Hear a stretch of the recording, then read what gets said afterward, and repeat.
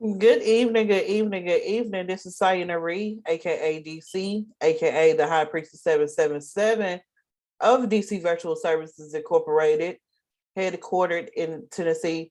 Today we're getting into big business. Again, we're getting into big business with the B quadrant of Robert Kiyosaki's cash flow quadrant. So last week, if you was with us, and welcome back. First of all, first and foremost, if you're on Bigo Live, welcome back. We're doing the Money Mania 2022, brought to you by Bigo Live. So if you're starting from all the way from last week to and you made it to the second week, congratulations. Last week we went over the audio book and we broke everything down using our mindset conditioning, which is personal development, having our song of the day that's going to motivate us, as well as having a subliminal that helps manifest the things that we're trying to accomplish. So you're coming from Bigo Live, welcome. If you're coming from another social media platform, welcome as well. If you want real-time information, live, exclusive things, just feel free to go on Bigo Live. Um, every day this week, Monday through Thursday at 6 p.m. Central Standard Time. You'll get more exclusive content. But if you're watching this online, thank you so much. I really appreciate it. If you're on another social media platform, it's just let's get started. I want to congratulate you as well because you moved forward. We actually on the right side of the cash flow quadrant. So congratulations. So let's get started. We're getting into big business with the B quadrant. So today's agenda is we're going to do a quick review of the ENS quadrant.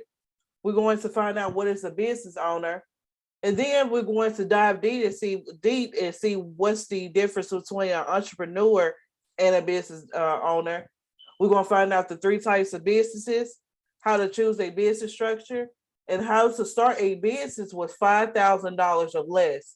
So if you're using this, going to be utilizing this information from now to early 2023, you should have a business started.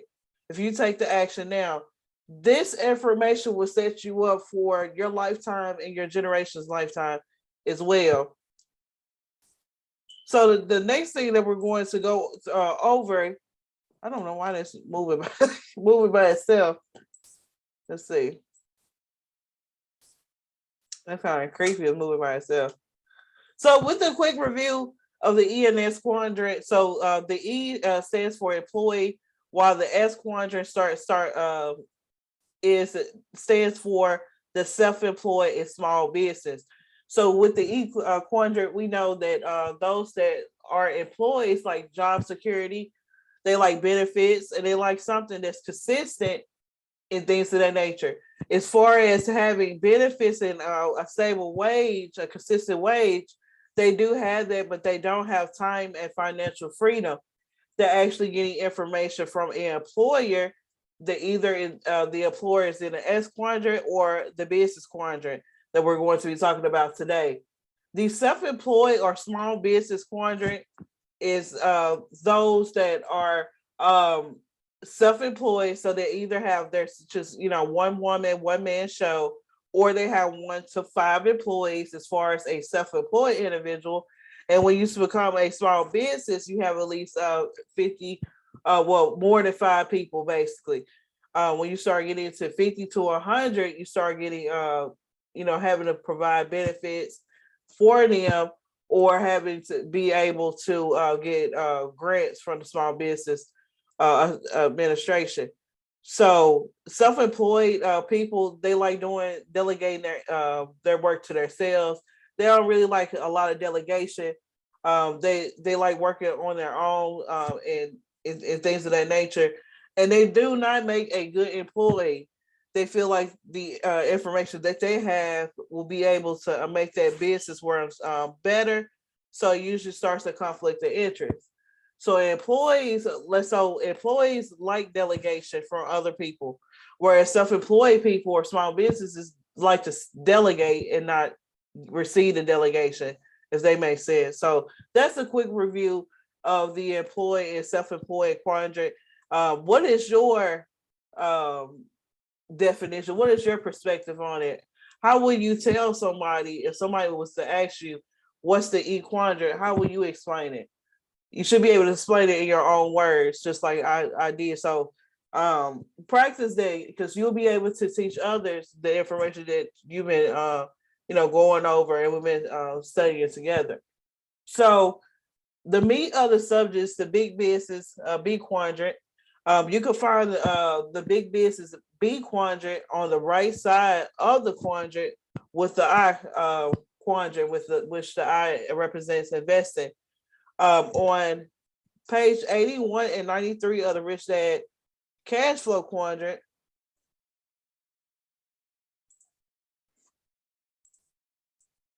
you can find this information here. It's called Chapter 4, the 3 kinds of business systems. Here.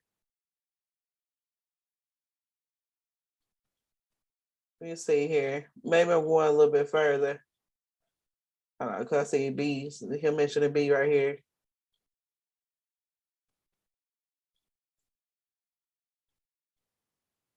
No, he diving into something else there. That's what I mean. So to get the meat of the subject here, you'll start on page 81 through 93. So that's the meat of the subject if you want to find it in the book. Again, we can send you the digital copy of this book using either the school classroom that we're using, or I can send you the link. So there are 3 types of business systems that we want to go over. But the key thing to a B quadrant or a big business is the fact that they have a system. Self-employed individuals have the job. They own the job, but they do not have a system. Business owners actually have a system that they are able, depending on how strong their business are, they can actually leave their business for a year, come back, and it runs the same or even better than where they left it. The goal is with a business is to own a system, and then actually have people work that system for you as an employer. That's where the E quadrant come in. So a lot of times people are hired by those that actually live in the B quadrant as an employee. So the employee is actually employed by the B quadrant, if that makes sense. So as a B quadrant, you actually own a system, and you own the job as well.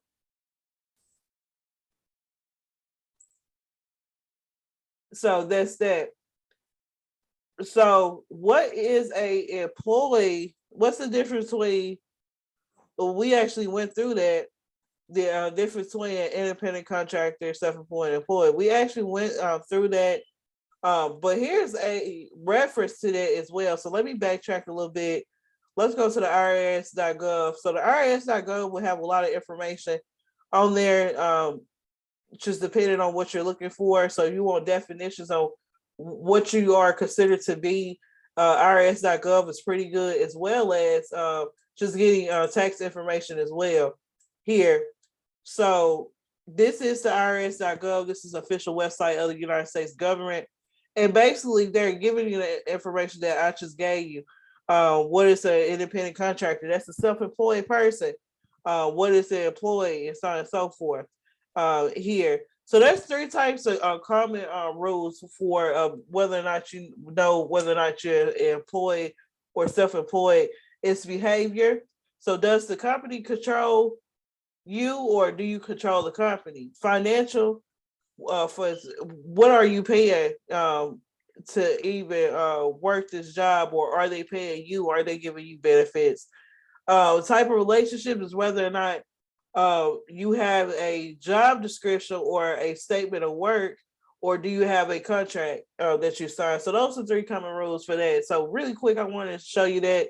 Again, you will be able to get the link to this on the actual classroom, or just, I can email it to you. So that's that. I wanted to go over that really quick.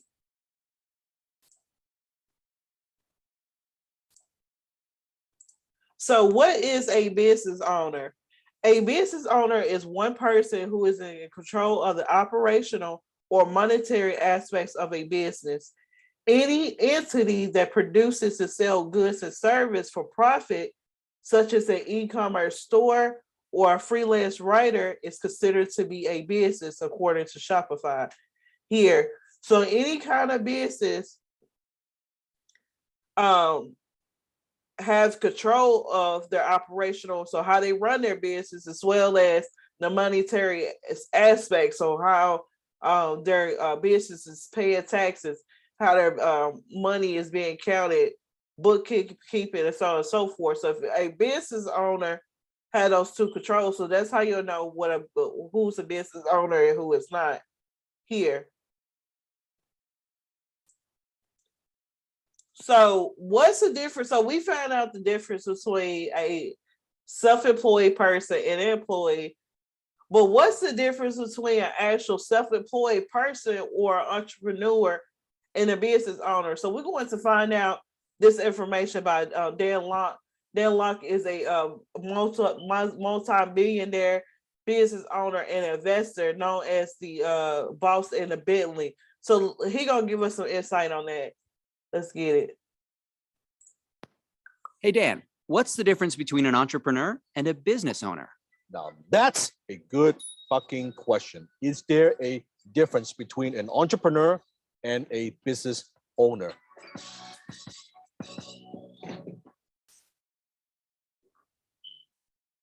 Hell, yes, there's a big difference.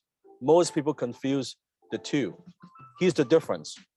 An entrepreneur, by my definition, is someone who orchestrates other people's money, time, talent, and resources to make his or her vision real. A business owner is just someone who manages and runs a business. So you look at most business owners, you look at all these stores, it could be a shopkeeper. They're running a business. If you talk to a typical business owner today, 5 years later, you talk to them again, chances are they pretty much do the same thing. They're still running the business. They kind of do the same thing, make the same kind of money, haven't grown that much. Maybe if they're good, their sales have increased just by little, incrementally. When you talk to an entrepreneur today, 5 years later, you talk to them again, completely different thing. Maybe they have expanded.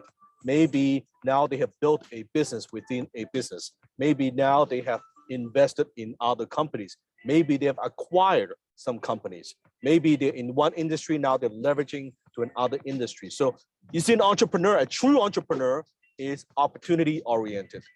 They pursue different opportunities. Usually they are not linear.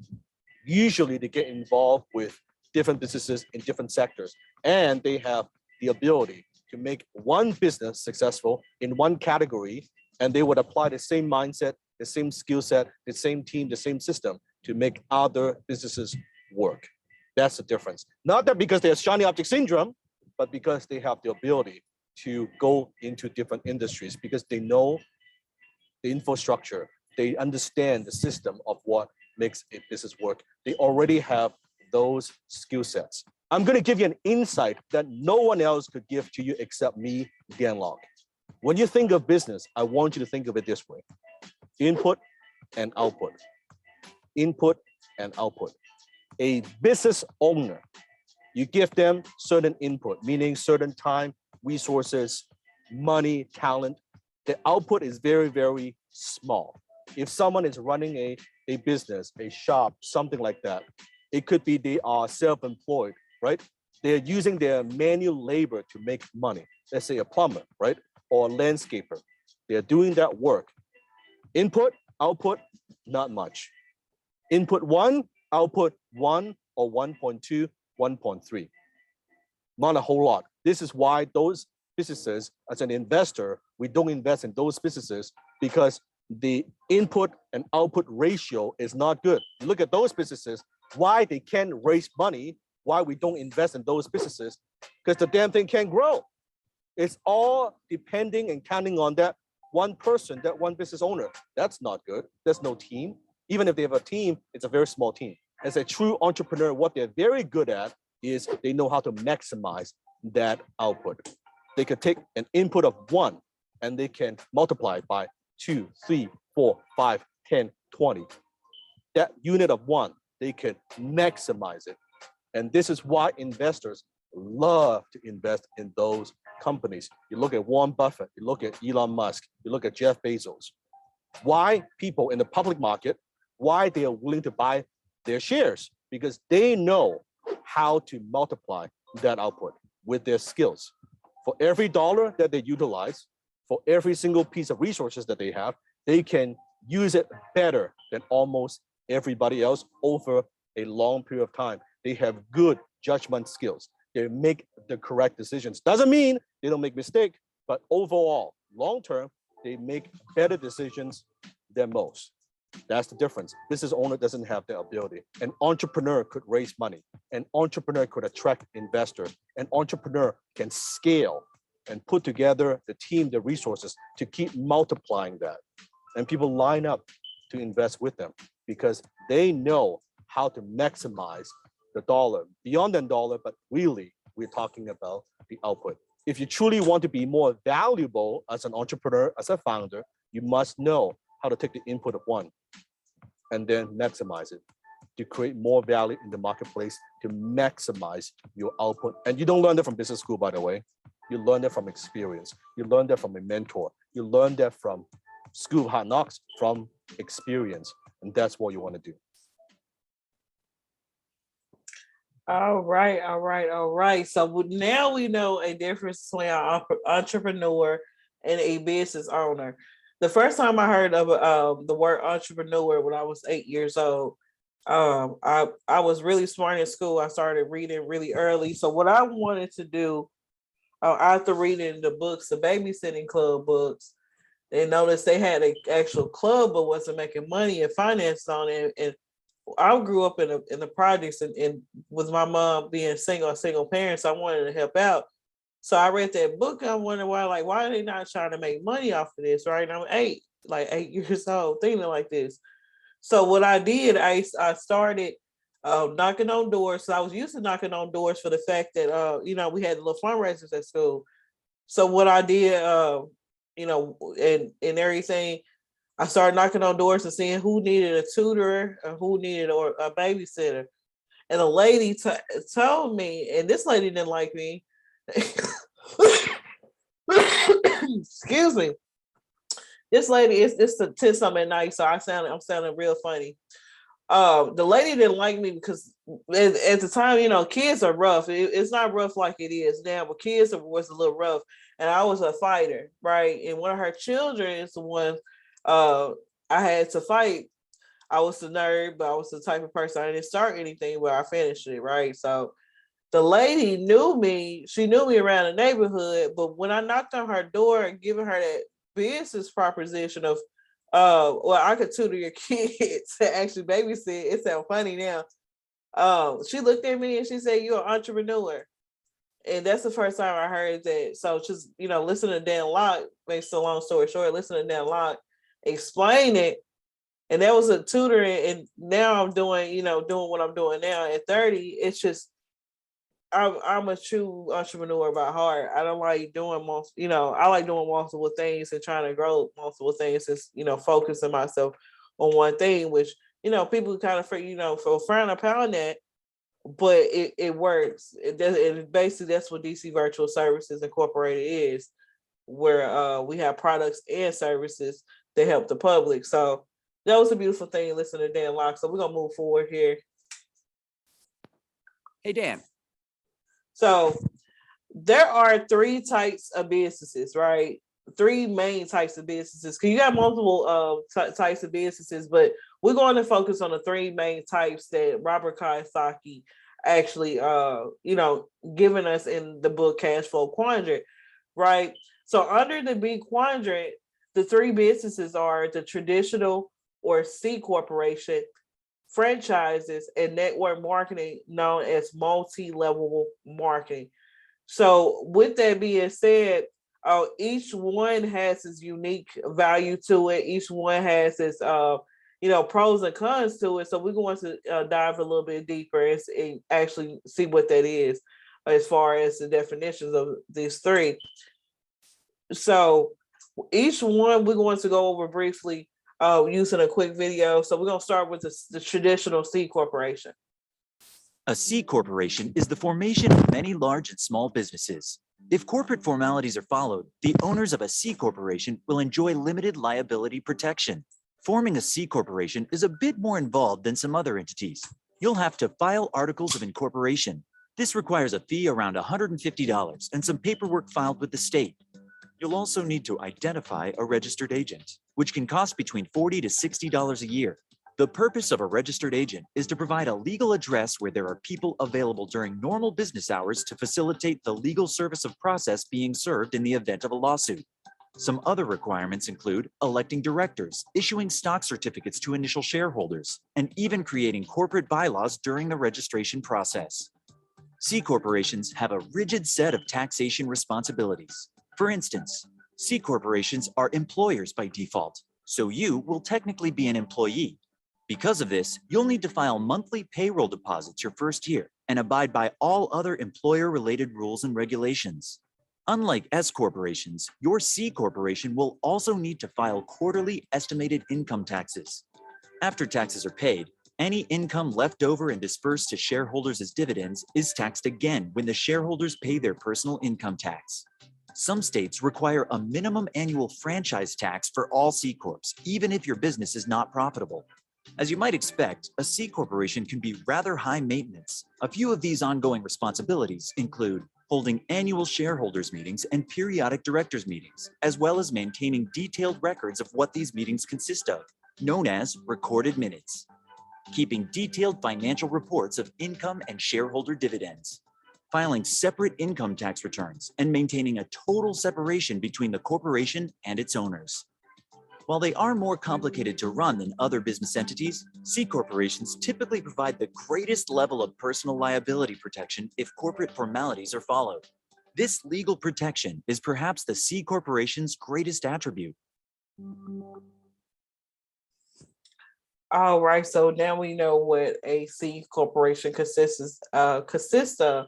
So let's move forward to franchises. Binkham has a boring job at a boring bank somewhere in the UK. He's not getting any younger. I don't know why I just want to do this now. And feels he wants to do something different for a living. So Binkham and his wife Lulu have hit on the idea of starting up a pizza takeaway together. That might seem a little, well, boring to you, but Binkham in particular likes the idea of being his own boss, and there isn't a pizza takeaway in the little town where they live. They're thinking about buying a franchise. What does that mean, and what would it involve? Let's find out.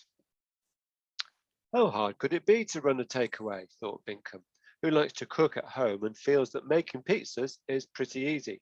So he did some research and came up with some figures. He sees two main options. Option one, set up their own business completely from scratch.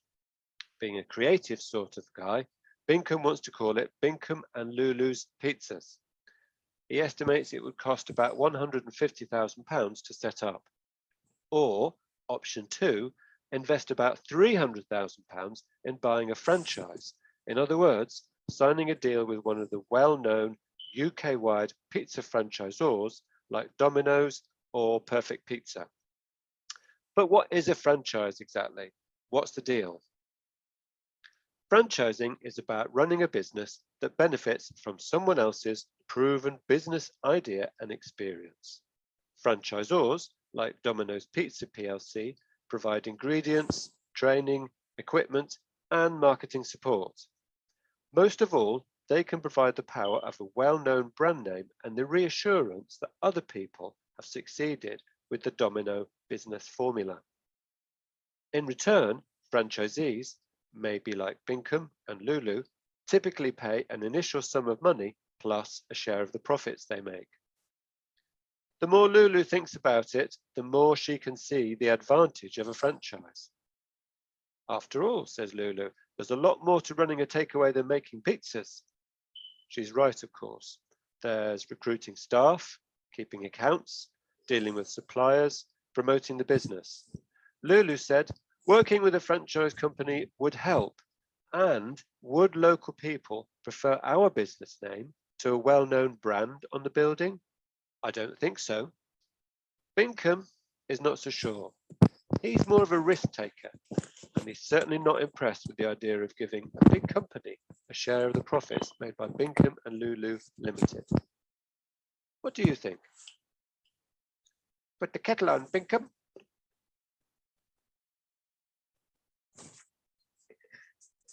All right, all right.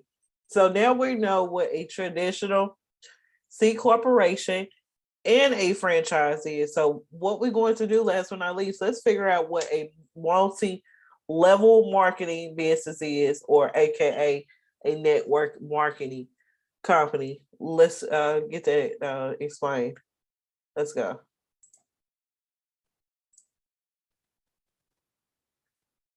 This. From retail to dining, every day we either purchase or provide products and services. From retail to dining to pretty much about anything. Sometimes we find products that we love, and I mean, I know my we personal. absolutely love. We share it with our friends, we post pictures, status updates, check-ins, and social media raving. This is known as word of mouth advertising, and it's one of the most powerful advertising methods ever. This is why so many businesses invest so much on making sure you have a good experience as a customer. Because when you share your good experiences with your friends, you drive them more customers, which means more money, and making money is what business is all about. But let's think about this for a second. How much did the business pay you for driving them more customers? Nothing, not even a thank you card. But not all businesses are created equal. Welcome to the powerful world of network marketing. There are businesses that understand the power behind word of mouth advertising, so they cut down on expenses such as TV commercials, printed advertisements, billboards, and even physical store buildings. So when they save, they pass those savings on to you through something they call a compensation plan. Here's how it typically works. Network marketing companies give you the opportunity to represent the company as an independent entity. This partnership allows you to benefit from a compensation plan. All compensation plans are different, but you're usually compensated for sharing their products and services to your friends. When your friends invite others to do the same, they get some cash and you get a little bit more. In essence, network marketing is a strategy that compensates you not only for the sales that you personally generate, but also for the sales of other people you recruit. And because it is considered a home-based business, you don't have to quit your day job to earn some extra cash, unless you really wanted to.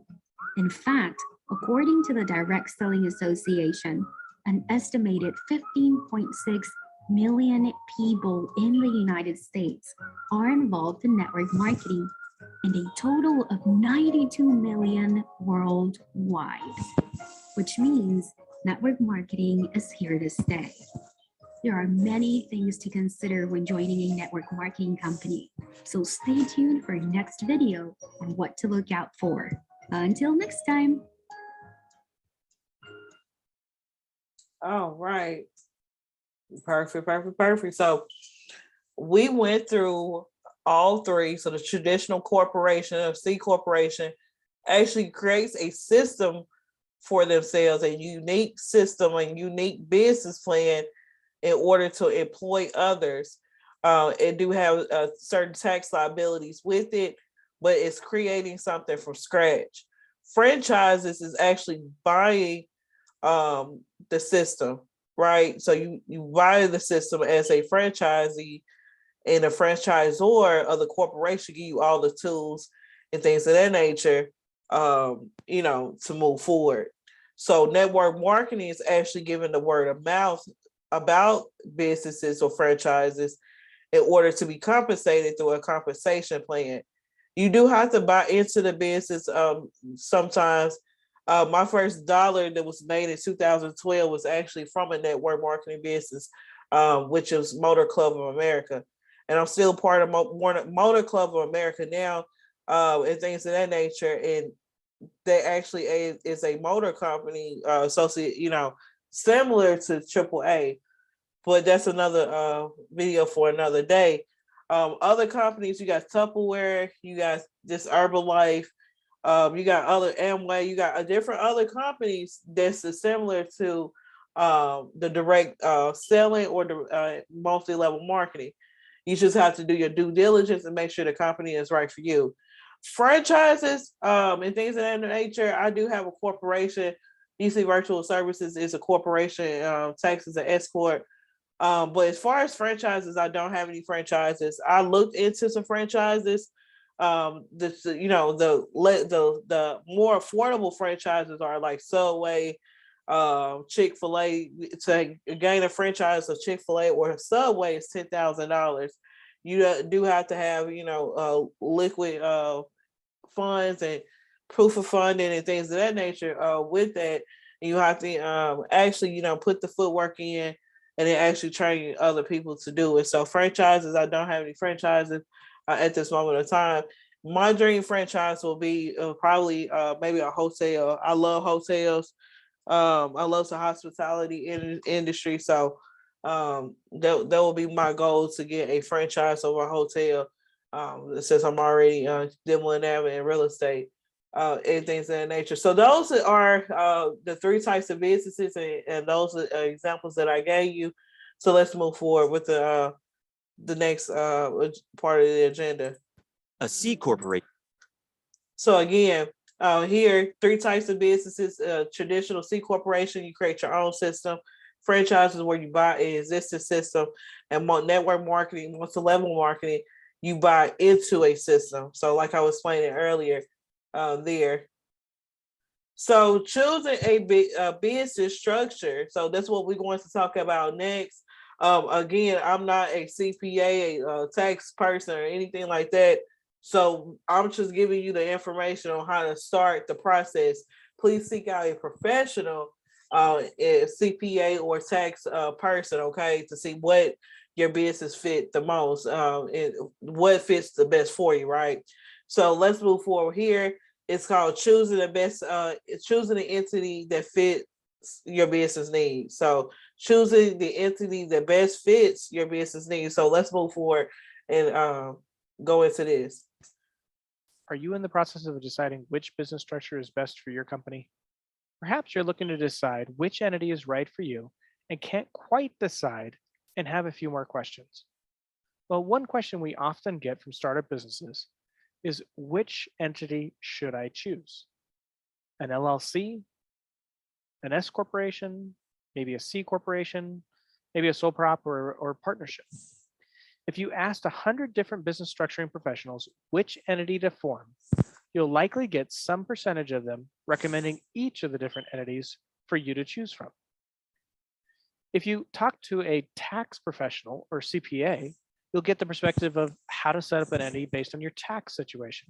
A bookkeeper may have a different viewpoint for ease of data entry. Talk to a lawyer and you'll probably get suggestions from the asset and liability protection side of things. Talk to a financing expert and you'll hear what will provide the best opportunities for obtaining credit and capital. Talk to investors and they'll have a specific type of entity they will only invest in. Talk to a branding expert and they'll tell you which entity based on image and marketability of your company.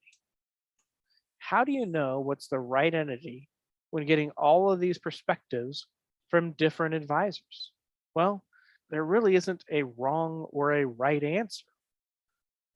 There's only what meets your needs the best collectively. So ask yourself a few questions to get started in deciding which entity is right for you. First, do you want something easy to set up? Do you want something with little paperwork to maintain annually? Are you looking for asset and liability protection from lawsuits or judgments? Do you want to raise capital for the company or separate your business and personal credit? Would you like to lower your risk of IRS audit or look at increased tax benefits? Well, based on the importance you place on each of these areas, that will determine the type of entity that you want to consider setting up. Let's start with the sole proprietorship and general partnership. If you're considering a sole proprietorship or general partnership, it may be easy, may not require a lot of paperwork to set up, and it provides some type of tax benefits as well. However, there is no liability or asset protection. They have high audit rates with the IRS and no ability to raise capital or separate your personal and business credit. Based on that, if you ruled out, which many people do, the sole proprietorship or general partnership, then what we want to do is look at the S corporation, C corporation, or LLC and decide which one of these we want to form. The C corporation, S corporation, and LLC all are considered legal entities. All enjoy certain protection under the law. All have benefits as well that they share, such as they help you safeguard personal assets from business activities. They allow you to conduct business with limiting your personal liability if it's run properly. They allow you to raise capital and allow you to separate your personal and business credit. Now, some disadvantages that some people give to these entities is that they can be a little more expensive to set up and have a little more paperwork. But I ask, compared to what? Compared to a lawsuit that drags in all your personal assets? Compared to having an IRS audit? It's not nearly that expensive. So all three have great benefits and are very similar in these areas. So where are the differences and where do those differences occur? Well, there's 4 areas. Number 1, the tax status. Number 2, the types of deductions you're allowed to take. Number 3, how and who can own the entities. And number 4, the amount of required paperwork for asset protection purposes. So let's take a closer look at each of the 3 types of entities, the S corporation, C corporation, and LLC. We'll start with the S corporation. S corporations get their name from a unique section of the Internal Revenue Service Code. S corporations are formed as C corporations, and then you must file a form called a 2553 with the IRS to elect to be taxed with S status. S corporation owners report their share of profit and loss in the company on their personal tax returns. A corporation can eliminate the disadvantage of double taxation of corporate income and shareholder dividends by applying for the S corporation status. And shareholder restrictions on S corporations include no more than 100 owners. They must be US citizens or residents, and they cannot be an LLC, C corporation, another S corporation, a partnership, or other certain types of trusts. S corporations also need to hold annual meetings and record the meeting minutes. Now let's look at the C corporations. C corporations are separate taxable entities. They file a corporate tax return separate from your personal tax return. They pay taxes at corporate level rates, which differ from our individual tax rates. And C corporations face potential of double taxation, where you are taxed on corporate profits. And then if those corporate profits are distributed as shareholder dividends, they're taxed a second time. C corporations have no limit, though, in the number of shareholders or who those shareholders are. Most states require that you hold annual meetings and record meeting minutes. Certain deductions are allowed only for C corporations with certain fringe benefits. For example, certain types of health plans or retirement plans can be deducted in the C corporation that cannot be in an LLC or S corporation. So now let's take a look at the LLC, which is the limited liability company. The LLC combines the tax flexibility of a partnership with the personal liability protection of a corporation. You can choose how you want the LLC to be taxed, as a sole proprietorship if one owner, or a partnership if multiple owners, or as a C corporation. The default status is a partnership. LLC owners report their share of business profit and loss on their personal tax returns, similar to reporting for a general partnership or S corporation when you elect the partnership status. Owners can report profit and loss on their individual tax returns if they've elected the partnership status as well. There is no limit to the number of shareholders or who those shareholders are in most states. They're not required to hold annual meetings or required to have meeting minutes for asset protection purposes, although it's still recommended from the viewpoint of taxes and raising capital. As you can see, all have benefits in the different types of entities. So when you start to choose and decide which entity you want, keep in mind the different perspectives that each of the different trusted advisors is going to provide for you. In addition, understand your business will go through several stages of growth as you build your business over time. You need to consider long-term strategy, not just something that will meet your needs for today when you're deciding the type of business structure. And as you carry your business to new levels of success, and as you take time to write down your goals, you may still have a few questions about which entity is best for you. So go to our website's homepage and select the Business Startup Wizard to walk you through what thousands of others in your situation and area have done. The wizard actually pulls together data from several years, letting you know what others in your state and industry filed. It's a great tool to help you decide which entity. Here's an example. In this situation, we looked up a business in the business services company in California and found that the majority of people formed an LLC in California, or about 35% of them. 30% filed a corporation in California, while 11% filed an LLC in Delaware and 6% in Nevada. If you want more help walking through this wizard or to file your corporation online, simply call toll-free 800-818.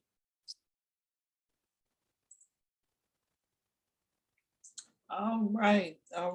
So now we know the difference between each business structure and where to go to move forward to get some mentorship and things of that nature. So again, my recommendations is getting either a CPA or a tax person to help you out with that. I always want to have a professional, the professional insight on there. So that's my recommendation for that. Are you in? So there are businesses to start that's $5,000 or less, right? You can actually start a business for just the amount that you pay for your LLC, right? Right. So you can start with 300, and this how I started DC Virtual Services, right? I started with $300, and I grew in 2000 from 2016 to 2022. So it's definitely possible. It's just what you put your mind to it. Do you have ups and downs? Yes, but more investing that you put in it, more fruits of your labor is going to get in there. Have I paid more than 308 these past years? Yeah, I have. Spending money on mentorship. Starting projects. So some projects are working well, some projects not. So it's basically you win some, you lose some, but the key is to keep your business striving and moving forward. So that's why DCVS is in its 6th year. So there are several businesses that you can start with $5,000 or less. We're going to take a look at 7 and things of that nature with Anton Daniels. Let's get it. What's going on is Anton from AntonDaniels.com. I hope you guys enjoyed the last video that I did where I talked about oversleeping and people not really valuing their time and not even being able to understand exactly how much their time is worth. I thought it was a pretty good video. And I thought that if you really took it to heart, that it would add a lot of value to your life. So make sure you go back and check that out. Make sure you also check out my last live stream where I chose violence. Yes, I did come in with a hoodie. There was no polo shirts. There was none of that. I wasn't there for any of that. It was all about getting straight to it, getting to the smoke. And then we had a good, decent conversation with one of my guests that came onto the show. So make sure you go back and check that out. Do me a favor also and make sure you hit the like button for this video for the YouTube algorithm. It really helps out the channel and I appreciate y'all. All right. So if you haven't already subscribed to the video, just doing a little bit of housekeeping, subscribe to the channel, turn on your notifications, and then also subscribe to my other channel, the Anton Daniels channel. And that's also in the description. All right. So this video, I did want to tackle and get into small businesses, small business ideas. I give a lot of insight and game into how to move around and how to tackle different things and how much money you need for this particular thing or that particular thing. But I want to start doing some deep dives into specifics and specifics for small businesses. I think that I've been relatively successful in my life with regard to small businesses. I've started a lot, I've failed a lot, I've seen a lot, and it spanned from a range of restaurants to online businesses to other types of brick and mortars. Now I kind of dip my feet into and fully embrace the idea of being a silent investor, in that I don't like my name being attached to certain things, because the business should be able to survive on its own. And then also, I can say a couple things here or there that can be controversial. So I don't want the business to have to go through the ebbs and flows of me, being attached to me and my name and all of that. So I've chosen a different path with a lot of the different businesses that I buy into and that I fund, and that I partner with certain people that come up with great ideas. But there are a lot of small businesses that you can get into for less than $5,000. And most of these businesses that I'm going to mention today, you can get into for significantly less. And some of them are requiring you to invest in yourself. And then others are for you to invest in different things, equipment, marketing tools, all those things that will help you be successful. But I just wanted to run some ideas by you as far as for you to consider, and whether or not you really want to dive into and do the work for these specific businesses, because, and you can grow and scale them out to be something very phenomenal and significant. So the first business that I wanted to tackle was something that people are very much interested in, and it's the restaurant business. Everybody want to own their own restaurant. Everybody likes food. Everybody don't really even understand the dynamics of the restaurant business. So if you want to do a deep dive into that on my other channel, I went into several subjects and videos regarding small businesses, including location and what it was like to run mine and all of that other type of stuff. So go over to that channel and check that out. But the restaurant business, you can get into the restaurant business for under $5,000. Well, that sounds crazy, right? But what I'd like to do is approach it from a different perspective. And what I suggest people that are thinking about opening up a brick and mortar and going into the restaurant business is that you start with a pop-up. And the way you start with a pop-up is you don't have to own a location. You don't have to really already have your own employees, but you can negotiate with a restaurant owner, especially one that operates on off hours, or they're only open certain days of the week.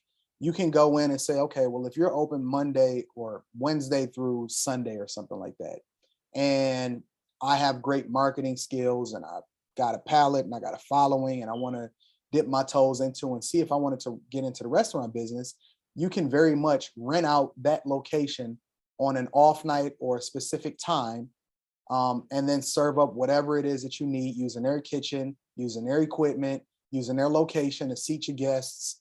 And it can be something that you can start to explore whether or not it tickles your fancy as to why you would want to get into that business. And you can do it for significantly less than $5,000. Obviously, you need to go in and negotiate the price with the restaurant owner, the brick and mortar location owner, to determine exactly what you want to pay. And then you have to do the math as far as determining what your food costs are going to be, as far as all the materials. And you're going to have to come up with staff. So that can be temporary or whatever like that, but you don't have the long-term requirements, and you're not locked into something that you can't get out of with a huge investment. You can very much figure out whether or not the restaurant business is for you and start up your own location based off of the results that you get from this pop-up and doing pop-ups for a significant amount of time. As a matter of fact, some of my friends and some of the best fleshed out concepts and ideas came from pop-up restaurants, and they did it for over a year, and then they fleshed it out. They figured out their whole business plan and put it together, and then eventually they were able to secure investors like me and micro investors and be able to figure out what the funding is in order to ultimately open up their own brick and mortar location, because they decided to do that. So you can very much get into the restaurant business for under $5,000. The next idea is being a web designer and developer. a web designer and developer, freelance. Now, this idea also extends to people that already have the skill. If you're in the digital space, if you are good with front-end development, back-end development, any of that. And I think that the majority of this cost comes from equipment and investing in yourself.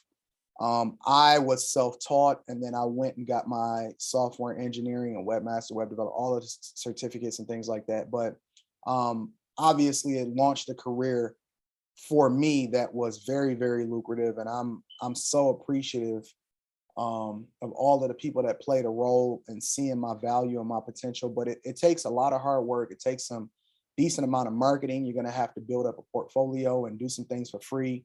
But all of the costs associated with building up your skills and the software and the hardware that you need can very much be written off as a business expense. And ultimately, it can be really, really lucrative.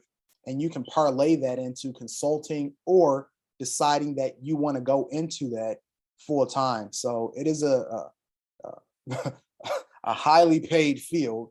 And if you want to and have the time and the patience and the wherewithal to learn the skill of being a web developer, I think that it can be a very, very, very good small business turned lifetime career that can net some really, really good money for you. Okay, think about that. The third thing is, and I hear a lot of people talk about this, and I really take this into consideration when I'm looking at the real estate market today and how everything is going, is property management. I am never going to show up at any of my real estate properties and do any of the work. It's just not happening. I'm always looking for services and ways in which I can automate things to make it easier for me to not only collect the rent and be able to survey and see how things are going. I've had some really great tenants. I've never had any problem in a real estate aspect of my life. However, I am always looking to automate and make sure that things are going a lot more smoothly, and things do break down. There is maintenance issues. There are things that need to be done.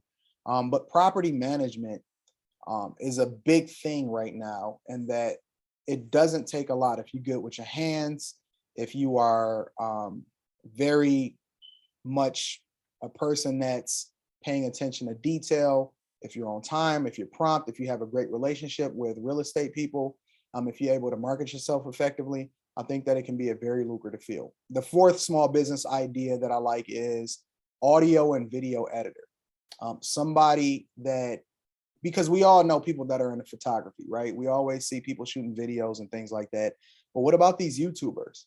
You need to reach out to them. You need to tap into them. You need to send them DMs. You need to reach out to anybody that's a content creator, not just rappers, not just models or all of this other type of stuff. If you are good with videography, and again, this is a small investment, it can be used with the computers that you already have and things like that. But software is really just the software and learning the skills and getting your feet wet. You might even have to start doing a deep dive into it for free, adding value and adding content first, and then that's how you build up your clientele. That's a whole nother conversation. Maybe I'll do a masterclass on how to acquire clients and things like that. But videography, audio and video editing is a booming field for small business owners that require a minimal amount of investment. Also, e-commerce and craftsmen. If you make things, if you're good with your hands, woodwork, finding clients is very easy when you learn the marketing skills and how to sell and market yourself online. Creating value for people by being highly desirable, not making a lot of things, but being able to understand exactly how you can sell and what your stuff costs. And you understand e-commerce, start yourself a Shopify site or a vlog, and then people find you based off of the content and the value that you add, and do it yourself videos, and all those different ways of marketing yourself. E-commerce combined with being a craftsman is a phenomenal way to get into small business. People that have an extra bedroom or an extra house, consider becoming an Airbnb host. I figured out that that's not necessarily for me, but people want to get into the Airbnb game as far as making extra money. That is very much a small business idea. And then last but not least, I like the idea of being a virtual personal assistant. I regularly go through, and it's based off of their availability or they get a new job or anything like that. But I regularly go through assistants and people that work for me that tackle certain things that I can't handle or I'm not able to do at certain times. I think that being a virtual personal assistant, especially for people that value their time and understand the value of their time, that can be a very good small business idea, especially for people that are working from home, people that have extra time on their hands. If you have a kid and you can't go to work right now, or you're out of work, being a virtual personal assistant is, I think, a really good idea. And so the biggest thing is identifying your idea, starting your side business or hobby, because a lot of these small business ideas start as a hobby or a side business. You like making videos, and then all of a sudden you start creating content. Next thing you know, you're a YouTuber. So starting that side business or hobby, getting the software or the equipment that you need, putting together a business plan, putting together your LLC, or establishing whether or not you're a sole proprietor. And the difference between the two is the liability.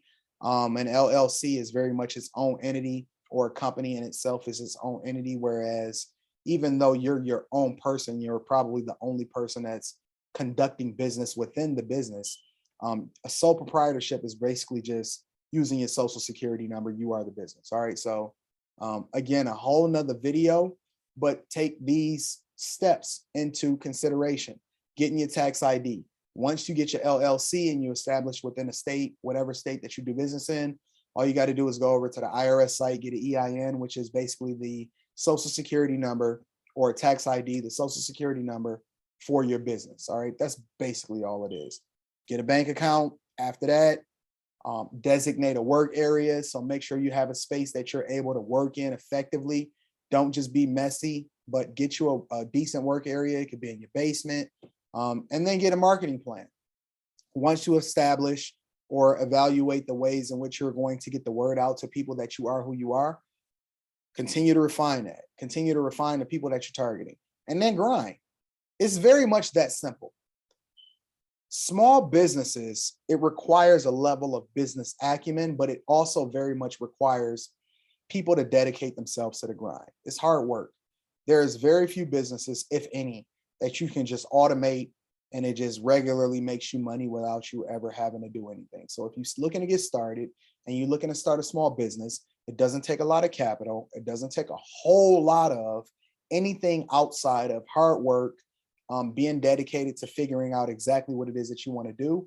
And then last but not least, grind, put in the effort. All right. So hopefully you found this video very enlightening. It helps you in some way, or it sparked the idea, or maybe it even helps you to realize that it's just not for you when you're just a person that need to go to work every day, because there's nothing wrong with that either. And I know people that's getting it like that. All right. So I appreciate you. I rock with you. Make sure you check out my live stream that's coming up this Monday, 7:30 p.m. Eastern. Subscribe to the channel, hit a like. All right. So now we know businesses to start using $5,000 or less. A lot of things that that Anton said, it sounded like it was kind of like regurgitation, but you always get those confirmations, right? The last week we went over how to get our EIN number and things of that nature, and we went over also we just went over the different tax entities and what you can set your business up. So that information, when you start hearing information multiple times, the same information, you need to take heed to it and move forward with. Another thing too that he mentioned and things of that nature, and me listening to this, I'm learning as well. Is having a business account. The business account that we use is called Novo, and you don't have to have capital start. You just start it and boom, it's called Novo there. So I actually forgot about that. So I'm gonna put that in the resources, that website on how to get your account. You do have to get your business information, right? So you have to have a copy of your article of incorporation and so on and so forth that you get from the state. But once you have that, you fill it out, you get a free account. That's a business account.